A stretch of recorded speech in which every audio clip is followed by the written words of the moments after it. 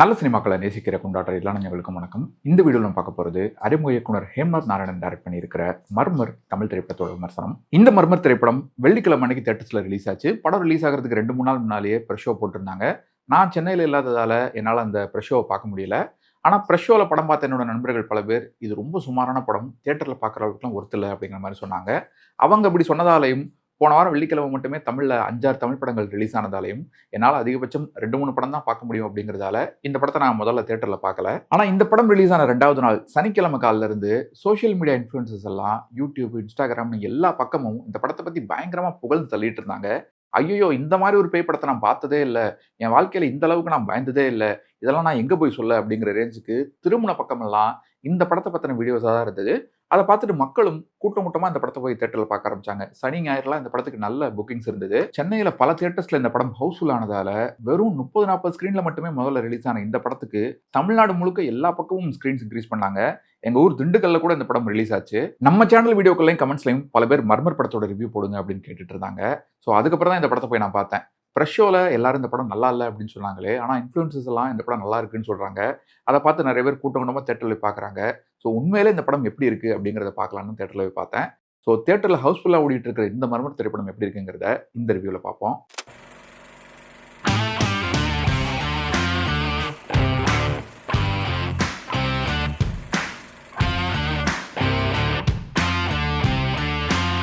இந்த படத்தோட கதை என்னன்னா, காத்தூர் அப்படிங்கிற ஒரு ஊர்ல 80 வருஷங்களா கன்னிமார் திருவிழாவே நடக்காம இருக்கு. அதுக்கு காரணம் பல ஜென்ரேஷனுக்கு முன்னால வாழ்ந்த மங்கை அப்படிங்கிற ஒரு சூனியக்காரி அப்படின்னு சொல்லப்படுது. இப்பவும் அந்த ஊர்ல இருக்கக்கூடிய காட்டுல இருக்கிற ஒரு குளத்துல சப்த கன்னிகள் அப்படின்னு சொல்லப்படுற 7 கன்னிகள் ஒவ்வொரு பௌர்ணமி அன்னைக்கும் வந்து குளிச்சுட்டு போவாங்க அப்படின்னு சொல்லப்படுது. அது மட்டும் இல்ல, அந்த ஊர்ல இருக்கக்கூடிய குழந்தைகளெல்லாம் பிடிச்சிட்டு போய் கொண்ட அந்த சூனியக்காரிய மங்கை அப்படிங்கிற அந்த பொண்ணை வந்து ஊர் மக்கள்லாம் அடிச்சு கொண்டுட்டாங்க. அடிச்சு கொன்ன பின்னாலையும் இத்தனை வருஷங்களா அந்த மங்கை ஊருக்குள்ள பேயா சுத்திட்டு இருக்கா. ரத்த வாடை வந்தாலே மோப்பம் முடிச்சுட்டு வந்துருவா. அதனாலேயே அந்த ஊருக்குள்ள யாருமே இப்போ வரைக்கும் அசைவ சாப்பாடே சாப்பிட்றதில்ல அப்படிங்கிற மாதிரிலாம் சொல்கிறாங்க. ஸோ இதெல்லாம் பொய் அப்படிங்கிறத ப்ரூவ் பண்ணுறதுக்காக சென்னையிலேருந்து ஒரு 4 யங்ஸ்டர்ஸ் ஒரு யூடியூப் டாக்குமெண்ட்ரி எடுக்கிறதுக்காக அந்த ஊருக்கு வர்றாங்க. மெல்வின், ரிஷி, அங்கிதா, ஜெனிஃபர் அப்படிங்கிற 4 பேரும் யார் பேச்சையுமே கேட்காம அந்த ஊரில் இருக்கிற காட்டுக்குள்ளே போய் 2 நாள் நைட்டு தங்குறாங்க. அங்கே டென்ட் போட்டு தங்கியிருக்காங்க. அங்கே நடக்கக்கூடிய எல்லா விஷயங்களையும் அவங்களோட கேமராக்களில் படம் பிடிக்கிறாங்க. ஸோ அதுக்கப்புறம் என்னாச்சு, உண்மையிலே அந்த ஊர் மக்கள் சொல்கிற மாதிரி அங்கே பேய் இருக்கா இல்லையா, சப்த கன்னிகள் அப்படிங்கிற விஷயம் இருக்கா இல்லையா அப்படிங்கிற சுற்றி நகருது இந்த மர்மர் படத்தோட கதை. இந்த படத்தோட ப்ளஸ் பாயிண்ட்ஸ் என்னன்னா, இந்த படம் டெக்னிக்கலி ஸ்ட்ராங்காக இருக்குது அப்படின்னே சொல்லலாம். சில பேருக்கு இந்த படத்தை பார்க்கும்போது என்ன இந்த படத்தோட கேமரா மூமெண்ட்ஸ்லாம் இவ்வளோ ஷேக்கியாக இருக்குது, ஏதோ மொபைலில் ஷூட் பண்ண மாதிரி இருக்குது, ஒழுங்காக செலவு பண்ணி எடுத்துருக்கலாமே அப்படின்னு தோணலாம். ஆனால் ஃபவுண்ட் ஃபுட்டேஜ் ஹாரர் மூவி அப்படிங்கிற ஜானர் மோஸ்ட்லி வந்து இந்த மாதிரி மினிமலிஸ்டிக்காக தான் இருக்கும். அண்ட் இந்த படத்தோட பட்ஜெட்டை கன்சிடர் பண்ணுறப்போ இது ஒரு டெக்னிக்கலி ஓகேவான படம், ஓரளவுக்கு டீசெண்டாகவே பண்ணியிருக்காங்க அப்படின்னே சொல்லலாம். பெரும்பாலும் குறைஞ்சபட்ச லைட்ஸோடவும் சில காட்சிகளில் லைட்ஸே இல்லாமலும் வரக்கூடிய நைட் எஃபெக்ட் காட்சிகளில் தன்னோட பங்களிப்பை மிகச்சிறப்பாக கொடுத்துருக்காரு ஒளிப்பதிவாளர் ஜேசன் வில்லியம்ஸ். இந்த படத்தோட சவுண்ட் டிசைனிங் டீமும் ஒரு பிரமாதமான அவுட்புட்டை கொடுத்துருக்காங்க. செகண்ட் ஹாஃபில் வரக்கூடிய 2-3 முக்கியமான மூமெண்ட்ஸ் ஓரளவுக்கு நல்லா ஒர்க் ஆகி இருக்கிறதுக்கு மிக முக்கியமான காரணம் இந்த படத்தோட சிறப்பான சவுண்ட் டிசைனிங்கும் சவுண்ட் மிக்சிங்கும் தான். மிக முக்கியமாக இந்த படம் முழுக்க எந்த சீன்ஸ்லையுமே பேக்ரவுண்ட் ஸ்கோரே கிடையாது. ஸோ பின்னணி இசை இல்லை அப்படிங்கிற விஷயத்தையே வந்து கிட்டத்தட்ட நீங்கள் இன்டர்வலில் தான் ரியலைஸ் பண்ணுவீங்க. ஸோ மியூசிக்கே இல்லை அப்படிங்கிற விஷயத்த அந்த குறையை நிவர்த்தி பண்ணியிருக்கிறதும் சவுண்ட் டிசைனிங் டீமோட எஃபர்ட்ஸ் தான். அதுக்கு மீண்டும் ஒரு முறை பாராட்டுகள். அடுத்த ப்ளஸ் பாயிண்ட் என்னன்னா, இந்த படத்தோட கடைசி 20 நிமிஷம் மட்டும் நிஜமாவே ஓரளவுக்கு எங்கேஜிங்காக இருந்தது. படம் முடிய போகிற சமயத்தில் அந்த குளத்தில் ஒரு சீன் ஒன்று வரும். அந்த சீனும் அங்கிதா அண்ட் ரிஷியோட கடைசி மூமெண்ட்ஸும் நிஜமாவே கொஞ்சம் ஸ்பைன் சில்லிங்காக இருந்தது. இந்த படத்தை பொறுமையாக 2 மணி நேரம் பார்த்ததுக்கு அந்த 2-3 சீன் மட்டும்தான் ஏதோ ஓரளவுக்கு ரிவார்டிங்காக இருந்தது. பெர்ஃபார்மன்ஸ் வைஸ் 2 நடிகரோட பெர்ஃபார்மன்ஸ் மட்டும் ரொம்ப அமெச்சூராகவும் ஓவர் ஆக்டிங் பண்ணுற மாதிரியும் இருந்தது. அதாவது ஜெனிஃபர் அப்படிங்கிற கேரக்டரில் வரக்கூடிய அந்த நடிகையும் அவங்கள லவ் பண்ணுறத வரக்கூடிய மெல்வின் அப்படிங்கிற கேரக்டரில் பண்ணியிருக்கிறவங்களும் இந்த 2 பேரோட பெர்ஃபார்மன்ஸ் மட்டும் ஒரு மைனஸாக தெரிஞ்சது. மற்ற எல்லாரும் ஓரளவுக்கு கன்வின்சிங்கான பெர்ஃபார்மன்ஸை கொடுத்துருந்தாங்க. அதுலேயும் குறிப்பாக ஜெனிஃபர் அப்படிங்கிற கேரக்டரில் வரக்கூடிய அந்த நடிகைலாம் பார்த்தீங்கன்னா க்யூட்டாக பண்ணுறேன் அப்படின்னு சொல்லிட்டு படம் முழுக்க கிரிஞ்சு பண்ணிட்டு கடுப்பேற்றிட்டு தான் இருந்தாங்க. காந்தா அப்படிங்கிற அந்த கிராமத்து பொண்ணு கேரக்டரில் வரக்கூடிய அந்த சின்ன பொண்ணு கொஞ்ச நேரம் மட்டுமே வந்தாலும் ரொம்ப இயல்பாக நடிச்சிருந்தாங்க.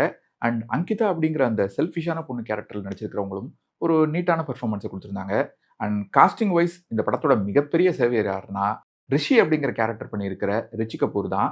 தமிழ் சரியா தெரியாத ஒரு வடநாட்டுக்காரராக நடிச்சிருக்கிற அவர் பேசக்கூடிய ஒவ்வொரு டயலாகுக்கும் தியேட்டரில் அப்படி ஒரு கிளாப்ஸு, சிரிப்பு சத்தம். அண்ணனோட கையை பிடிச்சிக்க மாட்டியா காந்தா அப்படின்னு கேட்குறது, நாங்கள்லாம் மூடியை திறந்து குடிக்கிறதே பெரிய விஷயம் அப்படின்னு சொல்கிறது, தூங்கும்போது என்னடா காதல், தள்ளிப்படுறா மயிறு அப்படின்னு சொல்கிறதுன்னு அவர் என்ன பேசினாலும் அது ஒரு மாதிரி என்டர்டெய்னிங்காக இருக்குது. இந்த முழு படத்தையும் 2.5 மணி நேரம் உட்காந்து பார்க்கறதுக்கு, பொறுமையா பார்க்கறதுக்கு இன்னொரு முக்கியமான காரணம் அவர்தான். இந்த படத்தோட குறைகள் என்னன்னா, முதல் மைனஸ் ரொம்பவே லெத்தார்ஜிக்கான ஒரு ரைட்டிங். ஒரு ஃபவுண்ட் ஃபுட்டேஜ் ஹாரர் மூவி எடுக்கிறதுன்னு முடிவு பண்ணிட்டாங்க. The Blair Witch Project, Paranormal Activity மாதிரி சில ஆங்கில படங்கள்லேருந்து இன்ஸ்பயர் ஆகவும் செஞ்சிருக்காங்க. ஆனா அந்த படங்கள்ல இருக்கிறதுல ஒரு 10% சுவாரஸ்யமான ரைட்டிங் இருந்திருந்தா கண்டிப்பா இந்த படமும் மிரட்டலா இருந்திருக்கும்.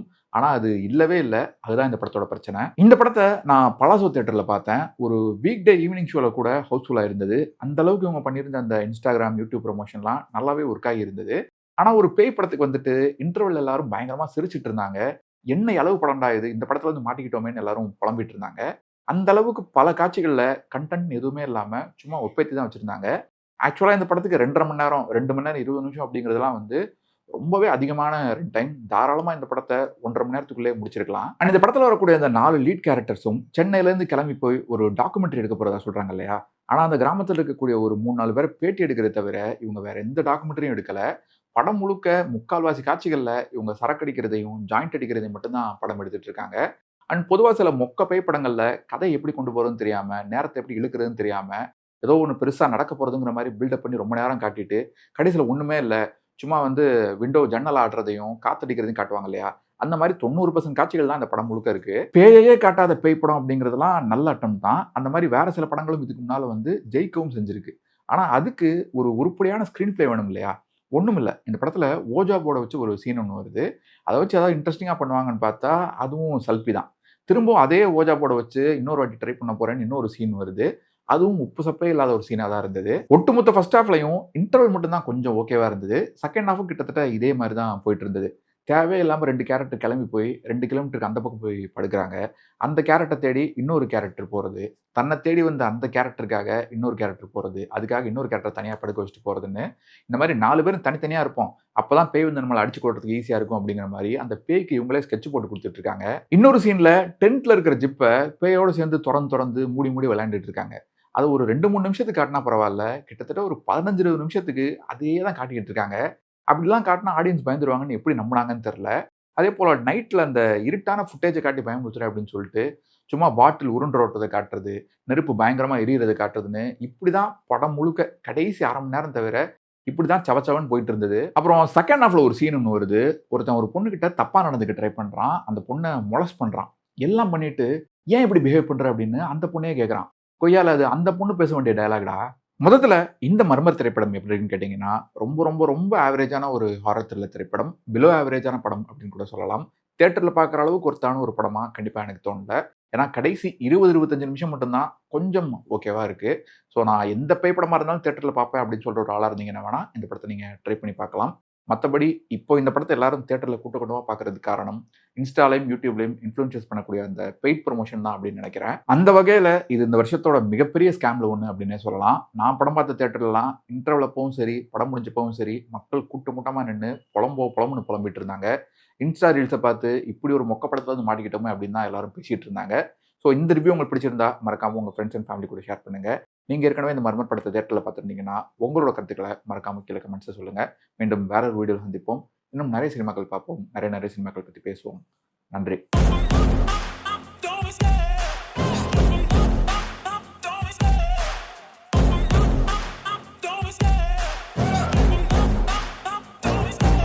Love the chase and the hunt, and I set the pace when I'm running. I always take what I want and I always give it 100. Don't need a bank, no I'm funded. Play the game like it's nothing. I'm always thankful.